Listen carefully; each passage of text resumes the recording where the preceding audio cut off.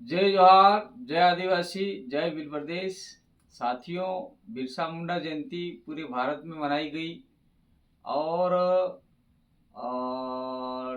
दक्षिण राजस्थान के तमाम जिलों में मनाई जाने के कारण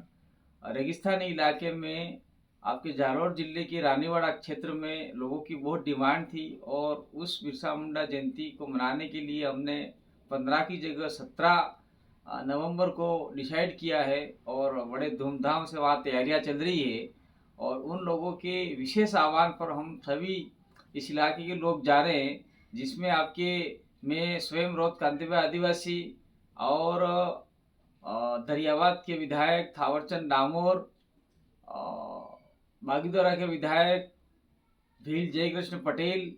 और मध्य प्रदेश रतलाम चलाना के विधायक कमलेश्वर डोडिया और अन्य सामाजिक कार्यकर्ता भी